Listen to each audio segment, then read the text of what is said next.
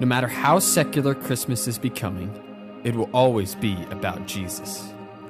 But have we paused long enough to understand why? Why a baby? Why Bethlehem?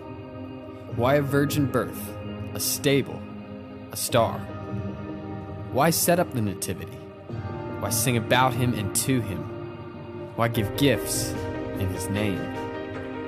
Why is he the answer to life's biggest questions? This Christmas, perhaps more than ever, we need an answer to the question, why Jesus?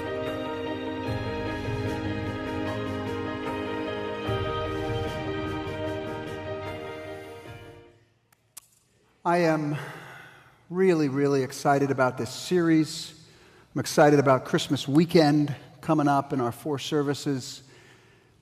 But I think I'm most excited about this question that we're going to look at all month long.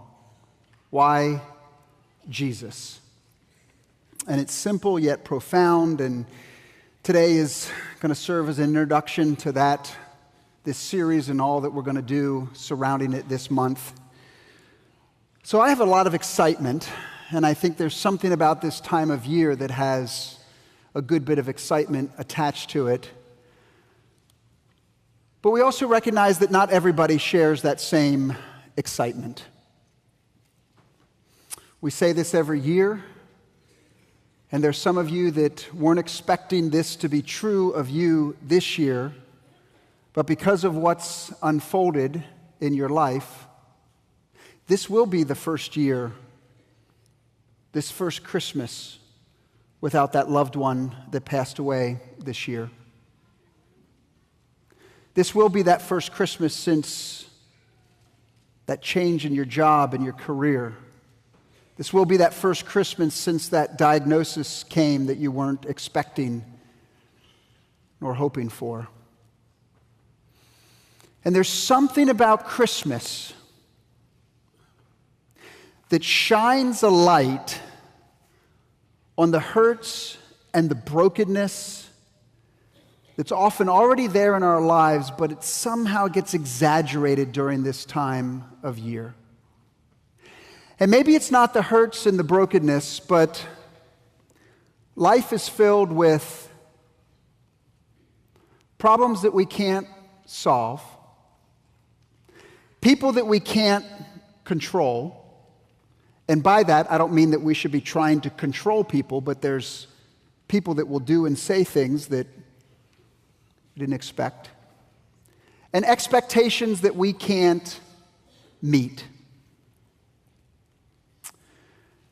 And if you think about the struggles in life, you think about circumstances that are a challenge for you, they probably all can be brought back to one of these 3, maybe even all of them. That there's problems we can't solve, people we can't control, and expectations that we can't meet. That's true throughout the whole year, but there's something about Christmas that can heighten that. But in the midst of that, in the midst of the struggles that become more pronounced this time of year, isn't there also an aspect of the grander and the bigger and I hesitate to use this word, but the magic of the season also shines pretty bright as well. And even though we might be looking for that magical moment to come into our lives so that we can maybe take a break from the problems and the people and the expectations, I think there's still something down deep in all of us that we recognize and know that this is about Jesus. And we don't always know how this works, but there's still something in us, whether you typically come to church or not, whether you ever read your Bible or not. I still think there's something in us that says, yeah, Jesus is the solution to the problems that we can't solve and the people we can't control and the expectations that we can't meet. But do we know why? Do we know why we should make such a big deal about Jesus? Do we know why we sing to him and about him? Do we know why we set up our nativities and make such a big deal at this time of year? Why Jesus? Why is he such a big deal? To frame this question over the course of this next month or so, Luke chapter 1 is going to help us to do that. 2,000 years ago, an angel came to a no-name town to an ordinary girl and made an extraordinary promise. And when that angel came to Mary, he said this. He said, Mary, behold, you are going to conceive in your womb and you are going to bear a son. You're going to have a son that people are going to refer to as the Son of Mary. And you shall call his name Jesus, and he will be great, and he will be not only your son, but he will be called the Son of the Most High. Do you see it? He's going to be the Son of Mary. He's going to be the Son of God. But it doesn't end there. And the Lord God will give to him the throne of his father David. He's also going to be known as the Son of David. And he will reign over the house of Jacob, a common way to refer to Israel, forever. The son of Abraham, Isaac, and Jacob. The one who fulfilled that promise that was made to Abraham so long ago. And the last one's a bit of a stretch, but bear with me. In his kingdom there will be no end. The other way that Jesus is referred to in the Gospels is the Son of Man. And when he's referred to as the Son of Man, it's often talking about his second coming and setting up his eternal kingdom. So that framework that's found in this verse of the Son of Abraham, the Son of David, the Son of Mary, the Son of God, and the Son of Man will frame and give us some handles to hold on to as we answer this question, because we can't answer the why Jesus question unless we know who he is. And the way that Jesus is referred to as the Son of Abraham, David, Mary, God, and man helps us to know who he is. So this is the direction that we're going. And as we go through this month, I want to challenge all of us, no matter where you are in your spiritual journey, no matter where you are in your walk with God, to come and to take a look at Jesus. And there are some of you that you may need to come and that you may need to take a first look. Something's happened in your life that's brought you into church. Something's happened in your life that's caused you to say, I need to find out something more about Jesus. I need to open up a Bible and I need to learn a little bit more about him. And for you, it's coming this Christmas season to take a first look at him. But then there's others that need to come and take a fresh look. You grew up in a church, you grew up going to church, but you did away with that for many years, but something's brought you back. And you grew up hearing about Jesus and you grew up hearing those stories, but something turned you off to it all. But you're back, and you know that you need to take a fresh look at who he is. But then there's others. You've already taken a first look, and maybe you've already taken a fresh look. But it's still a challenge for all of us to come and to take a closer look. So I think all of us would fall into one of those three categories. And last week, Scott Messner did a wonderful job of preaching a message on the hustle and the bustle of the Christmas season and how we can redeem it and make the most of it. So before I get into the meat of today's message, I actually want to start with the practical application. Usually we end with it. Today I want to start with it because this is not something, as we come and take a first, fresh, or closer look, this isn't something where I want you to come passively and just sit and listen to the messages and then off you go into everything else. I want to invite you along for the ride. And as we talked about this and we dug into this and we said, how can we give people some practicality on how to do this? We said, let's turn them to the Gospels.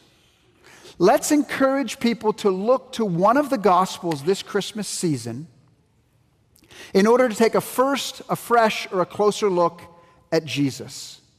This isn't going to be for everyone. Some of you already during the month of December, you've got an Advent book, or you've got a devotional, or you've got something that you're engaged with and reading. You got your regular Bible reading plan and whatever, and that's great.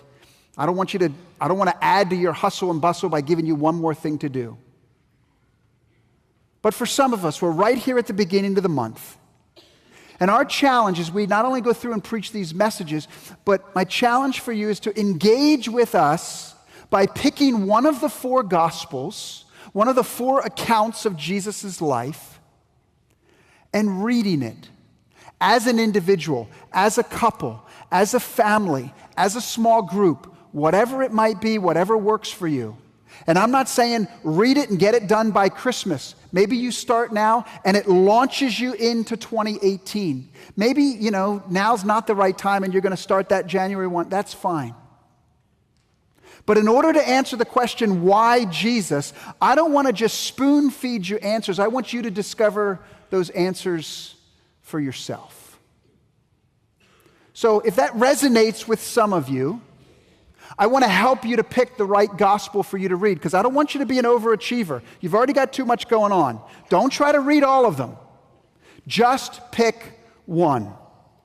It could be that you need to pick Matthew. Matthew's gospel was written to talk about Jesus as the promised king. If you want to see how Jesus connects to Old Testament prophecy and to things that were promised, and the things that we read about in the Old Testament and how it connects to him as the promised king, Matthew could be the gospel that you need to jump into. In Matthew chapter 2, when the wise men came, they said, "Where is he who has been born King of the Jews?" If Jesus is truly the King of the Jews, Matthew is the one that gives us the answer to that. So maybe Matthew is the one that you need to dig into. If you're looking to read the shortest gospel, read Mark. Mark was the first gospel written, and it focuses on Jesus as the obedient servant. It's very fast-paced, it's very quick, doesn't give all the details of some of the other gospels. It's the shortest of the gospels, and maybe a theme verse from Mark would be Mark 10:45, which says, "For even the Son of Man came not to be served, but to serve, and to give his life as a ransom for many." So maybe Mark is the gospel that you would dig into and read. Or maybe it's Luke. Luke focuses on the humanity of Jesus, on Jesus being the perfect man. Luke is the longest gospel. Part of the reason it's the longest gospel is because Dr. Luke investigated and he wanted to give a detailed account of who Jesus is. And he tells us that in his opening verses. He says, "I have followed all things closely for some time." He has been an investigative reporter. If you've got questions and you say, "How can that be true? What about this and what about that? And I'm not sure about this." Luke was an investigative reporter. He did all that work, did all the research. He wrote an orderly account of the life of Jesus. For what purpose? So that those that read would have certainty concerning the things that we've been taught about Jesus. Or maybe it's John. John focuses on Jesus as the Son of God. A little bit different than the other 3 Gospels. And John, at the very end of his Gospel, gives us the reason why he wrote his Gospel. You see, John was close friend of Jesus, spent intimate time with him. And he saw the firsthand teaching and the miracles of Jesus. And he said, look, if I wrote about all the things that he did and all the miracles that he performed, there wouldn't be enough books in the whole world to contain that. But I've chosen specific ones to write about for this purpose. He says, but these, the ones that I wrote about in this book, are written so that you may believe that Jesus is the Christ, and that by believing you may have life in his name. He wants us to believe that Jesus is the Son of God And that's why he wrote his gospel. If we want to know why Jesus, we need to read about Jesus. The 4 Gospels is what tells us about who he is. So pick one individually as a family. Just start reading. Doesn't have to be a chapter a day, but just start reading. And as you've picked one and as you start to read, now here's for the overachievers that want to take an extra step. Don't just read. Are you willing to engage with us as a church, your church family, as you read during this Christmas season? So you have 3 opportunities of things to do. Ask, declare, and discuss. Here's what that looks like. As you're reading your Gospels, as you're reading the Gospel, when you have questions, when things come up and you say, why does it say that? Or why did he do that? Or what about this? Ask those questions. Let's interact on it. We've created an email address, whyjesus@calvarychurch.org, that you can ask those questions. If we don't get any, well, we won't have to, respond to any. If we get 1,000, well, we're not sure what we're going to do, but we're just going to, put it out there and see what happens. Now, don't ask us strange and weird and bizarre type, questions, and don't ask me about my socks and things like that. These are questions about Jesus. So let's, keep the subject and the topic on him. The second thing that you have the opportunity to do is not only ask by way of that email address, but we're going to give you some cards to do some interacting out in the overlook area in the lobby. Seen those trees out there with the PVC pipe? We got a little PVC pipe theme going on this Christmas. Kind of excited about that. And some of you just like, oh yeah, I kind of just noticed that. PVC pipe trees out in the lobby with little holes in them. And we have cards that you're going to have out there that you can do 2 things with. There's going to be 2 sets of cards. One are your questions about Jesus. You grab the gray card that says, my question about Jesus is, and you write that on the back and put it in the holes in the PVC trees out there. And then the other one is for you to answer that question. So it might look like this. My question about Jesus is Jesus really the only one who can save us? Have you ever wondered that? Why do you preachers stand up all the time and say, Jesus is the only way to God? What about people of another religion? What about this and what about that? Isn't there other ways? That's a great question for us to discuss and to interact with. But we also want you to have the opportunity to declare. Why Jesus? Because he saved me from my sins. Why Jesus? Because he really is the only hope of the world. And to make those declarations as you're reading the gospel, and make those declarations and put those in the trees as well. Those cards will be available starting next week, and we can use those to interact. One last thing for us to do, and again, we have no idea if this is going to work or not. But let's discuss some of these questions that we have as we read. So next week, the 10th, and the week after that, the 17th, if you want to, grab your lunch, head over to the 5th grade room. It's going to be informal. We're going to have people around tables. We're going to have people up front, and we're going to discuss these questions about Jesus. Again, we don't know how this is going to be. We don't know if people are going to show up. We're going to try it. We're going to see. And we want to be able to not just hear messages that are preached, but interact about it. And so we're going to see if this is something that you all want to engage with as we go through this holiday season. So read a gospel and then ask, declare, and discuss. For those of you that are just totally overwhelmed by what I just told you, if you open up your bulletin, on the outline section of the bulletin, I listed all of the things that I just said as a reminder for you. The email address is there. The reminder about the cards are there. The times and dates for the lunch are there. It's all there.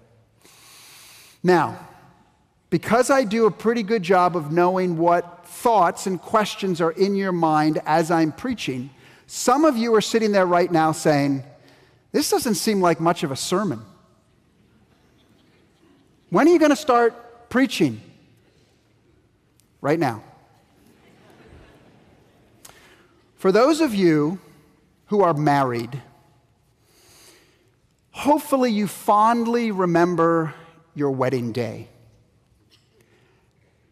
And for some of us, we remember some wonderful things about that day. For others, there's some things as we look back that we say, ooh, if we could do that again, we might plan this a little bit differently, or we might, do this, or we might, this didn't really work out, too well. And my wife Erica and I have been married now for 16 years, and there's some things about our wedding the wedding ceremony that was wonderful, and there were some other things that we could say, man, if we could do that again, would make some changes. And as a pastor, I've officiated lots of weddings, and there's some that kind of are hopefully all memorable for all different reasons. Some become a little bit more memorable than others. I did a wedding one time, and one of the bridesmaids' knees were locked, and she started to fall forward, and I realized as she's falling forward, she was out cold before she hit the ground, and the reason I knew that is because her face is what broke her fall. So that became a memorable wedding. She was okay, and the couple got married, and all was good. There was another ceremony that I was doing one time that as I was speaking to the bride and the groom is looking back at me with this goofy grin on his face. And at first, I thought he was just excited that he was getting married. The more he looked at me, the more I realized he's about to pass out. So I stopped the ceremony, and I said, "Are you okay?" And he said, "I don't think so." And he was still smiling. We took him off the platform over here in the chapel, took him behind, there's some rooms there behind the chapel. We took him back there, sat him down, put his feet up, gave him something to eat, gave him something to drink, 10 or 15 minutes, try to get him, where he'd be okay to finish the ceremony. This is not a lie. This is the truth. As we had him back there, it was me and some of the other groomsmen that were back there with him. I went out to the bride and I said, "He left. He took off. I'm sorry to say." I just couldn't resist. It was just too great of an opportunity to do that. Now, I had the type of relationship with that couple that, so I didn't let the horrified look on her face last more than a second. So I said, "No, I'm just kidding. But that one became memorable because we got him back to a state where we could bring him back out, and we got 2 stools, and we sat them on stools and finished the ceremony with them sitting on stools, and they are still happily married. I didn't mess them up or anything like that. So there's some great wedding memories that we have. But what is a wedding? A wedding is the beginning of something, correct? It's the beginning, it's the launching point into a marriage. And what do we do then every year? We celebrate that wedding day. It's called our anniversary. And once a year, we get dressed up and we go out to eat, or we go away for the weekend, or sometimes when we get to a big wedding anniversary, 20 or 25 or 40 or 50, we take a big trip, or we get a big gift, or we go on a cruise, or we do all these different things around our anniversary, and we make a pretty big deal about it. And what are we doing? We're looking back to an event that happened, we mark it by the years that have passed, and we celebrate that event. But can you imagine, as husband and wife, if you get to that anniversary and you get all dressed up and you prepare for it and you do all the things that you're going to do, go out to dinner, go on a trip, whatever, and at some point during that anniversary you have a conversation with one another and you say, "I just want you to know, I really love you, I really care for you, I'm really glad that we're married, and the reason I'm saying all of these things to you now, today, is because I'm not going to say them again until next year. Then we'll go through all this all over again." That wouldn't work too well in a marriage relationship, wouldn't it? There was an event that got it started. There's markers along the ways of anniversaries, but it's really about the marriage relationship that's being nurtured and fostered each and every day of our lives. But now think about Christmas. Christmas is the celebration of an event that took place. The incarnation of Jesus Christ, the birth of Jesus. And once a year, we make a really big deal about it. And we do all the decorations, and we send the cards, and we give the gifts, and we have the parties, and we sing the songs. It's interesting that we sing some of these Christmas songs with great theology about the coming of Jesus, Savior of the world. And we sing those songs once a year, that's it. It's as if we come to the anniversary, we say everything that we need to say, and then we kind of put everything away and set it aside for the rest of the year. It shouldn't be that way. It shouldn't be that way in our relationship with Jesus. It shouldn't be a once-a-year thing. It should be a catalyst for how we should live and why we're doing what we're doing throughout the rest of the year. But it's not just an event that we celebrate and talk about once a year. Jesus should be a part of our lives all throughout the year. And as we understand why Jesus, we have to understand his connection, not just to Christmas, but his connection to the rest of his life, the life that he lived, the miracles that he performed, the death that he died, rising from the dead, ascending back to the Father. And many of us know the connection from Christmas to Easter. But do we know the connection the other way? Do we know the connection that goes backwards in time? And understand that it's not just something that was a once-a-year thing to be celebrated. You see, Christmas doesn't start with the promise and the declaration that the angel gave to Mary and Joseph. It starts with a promise that was given hundreds, thousands of years before that. It starts with a promise, an extraordinary promise that was given to an ordinary guy named Abram. And in Genesis chapter 12, we find this promise that God made that really is the beginning of the Christmas story. And here at the beginning of the Christmas season, we have to understand the connection that it has to the grander story. Genesis chapter 12, God came to Abram and said, I want you to go from your country and your kindred and your father's house to a land that I'm going to show you. He's about to make an extraordinary promise to an ordinary guy to fix the problem of human beings being separated from God. And now he gets into the promise that he's going to make, and he says this. He says, Abram, I'm going to make you a great nation. And Abram's response was probably, a great nation? I have a wife who can't even have one child. I would settle for just being a great father, let alone a great nation. How are you going to do that? And I will bless you, and I'm going to make your name great. You're going to make my name great? I'm an ordinary guy who you've just asked to leave where I live and leave my kindred and leave my family. You're going to make a great name. I'm just going to be forgotten. And you're going to be a blessing. And here's where the promise gets extraordinary. It's not just a blessing to those in his immediate family, but God says, in you, all of the families of the earth, including in the future, shall be blessed. You say, how do we know that this promise is fulfilled at Christmas? Well, because we know the rest of the story.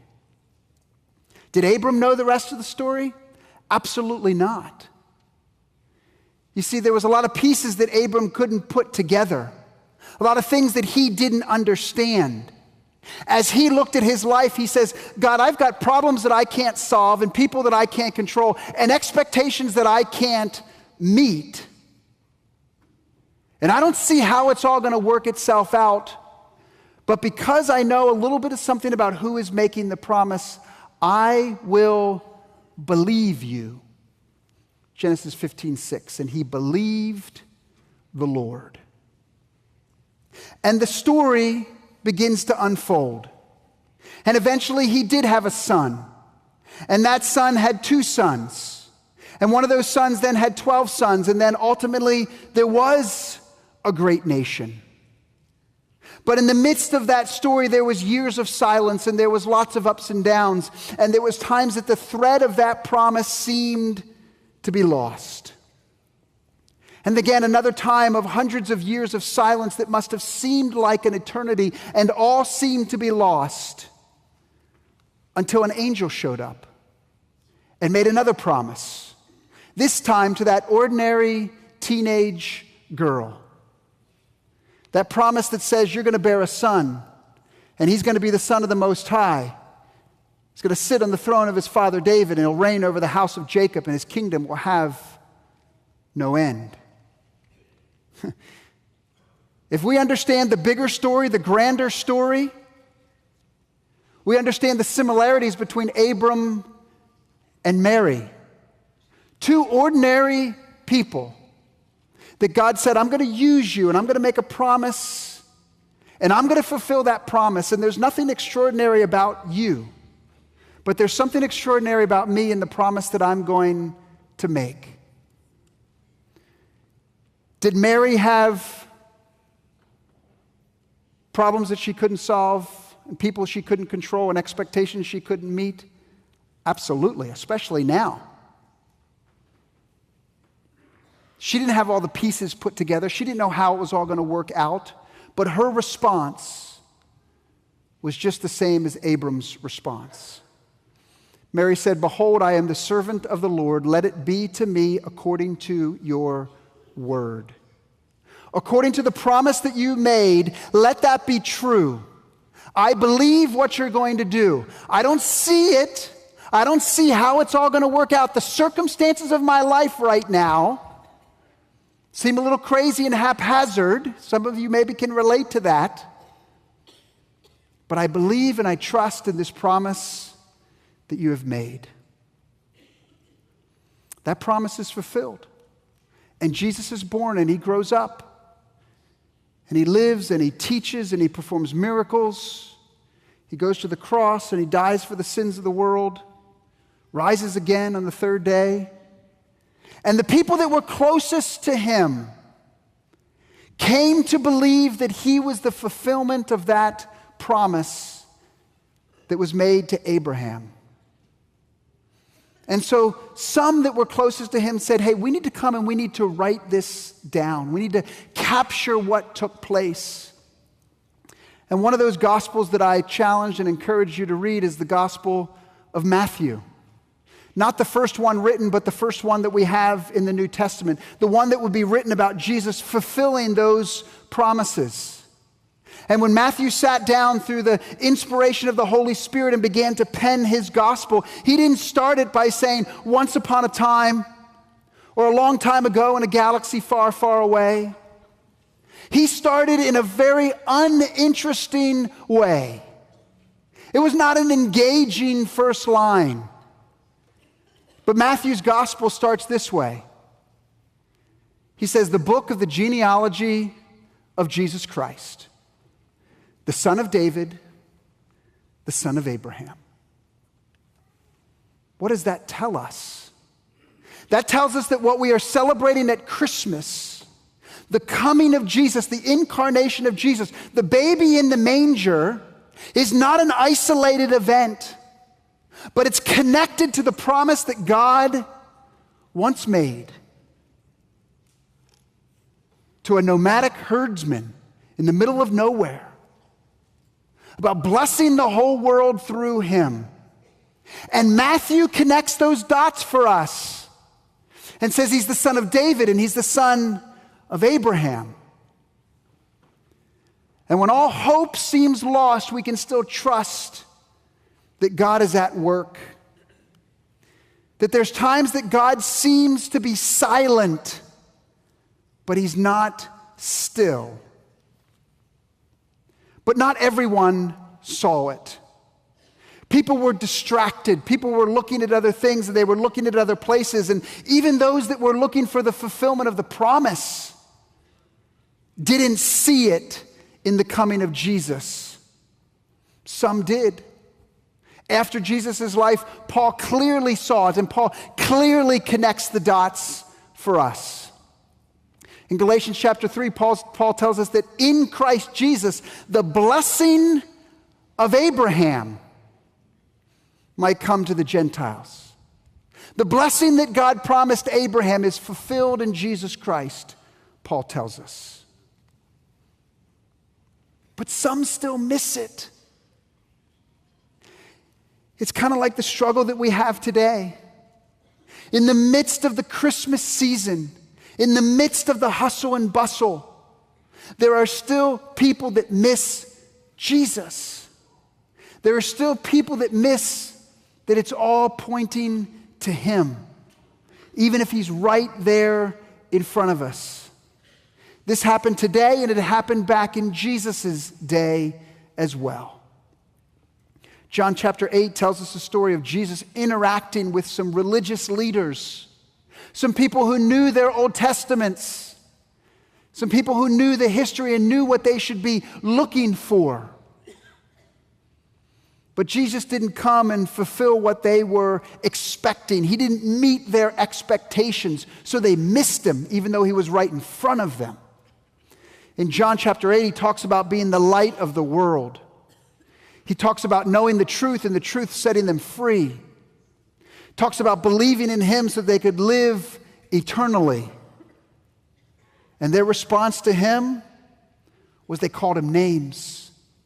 And they told Him He had a demon. At the very end of the chapter, they actually picked up stones to stone Him. They didn't see the connections. It was right there in front of Him.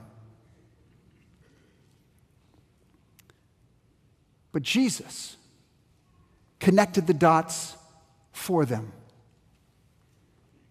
Jesus came and He helped them to see that He was the fulfillment of those promises. And when they're talking about their father Abraham and how they are sons of Abraham, Jesus came and actually said, your father Abraham, who you make such a big deal about, he actually rejoiced that he would see my day. He didn't have all the pieces connected when the promise was made, but he knew that there would be a point someday that God was going to fulfill that promise and bless the whole world. And even without knowing the details, he rejoiced that the day of Jesus would ultimately come. There were many in Jesus' day who were not willing to take a first look or a fresh look or a closer look. How about you this Christmas season?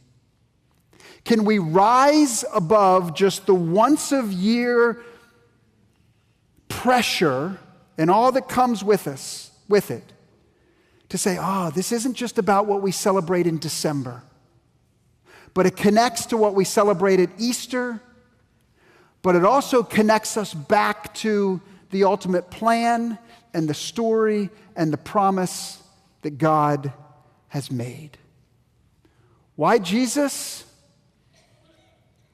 Because Jesus is the reminder to us. God is the reminder to us. The story is the reminder to us. Christmas is the reminder to us that even when we don't see all the pieces of our lives fitting together the way that they should, He can still be trusted.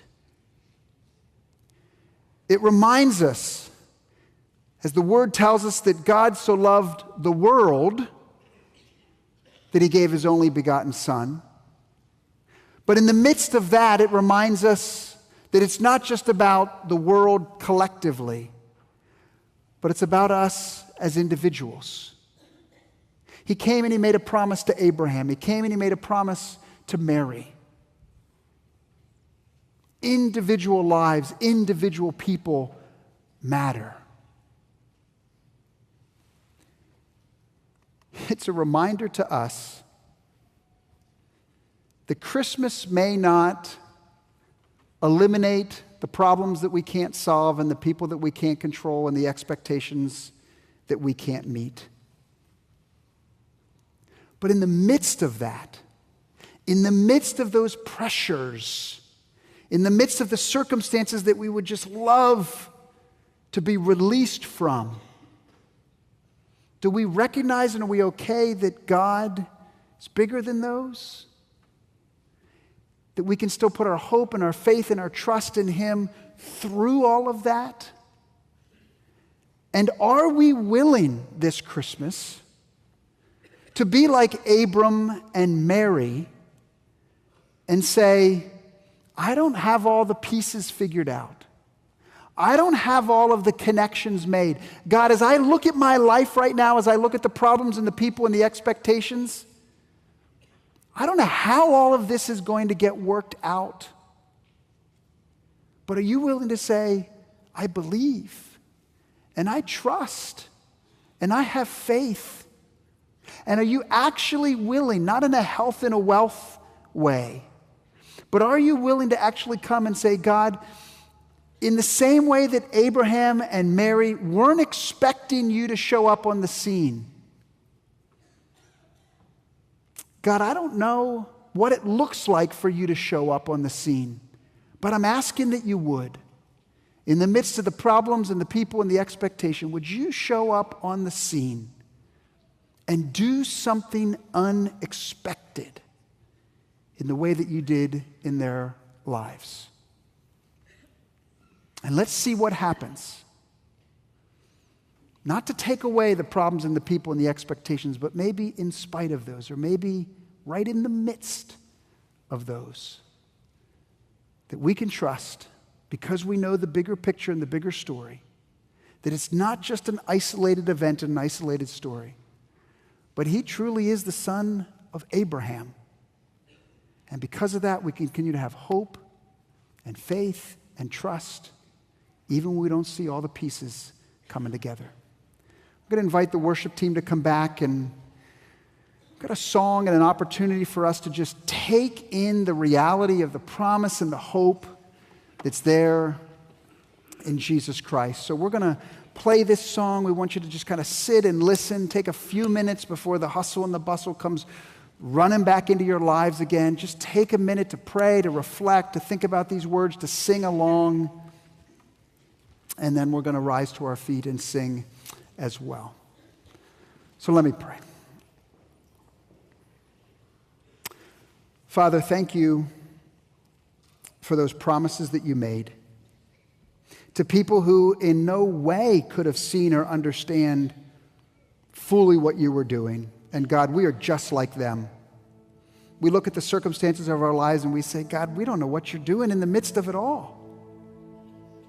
But we know as we look at their lives and as we look at the story of Christmas, that there's hope, that there's anticipation, that there's trust, that there's a bigger story that's taking place than just what's happening in my life.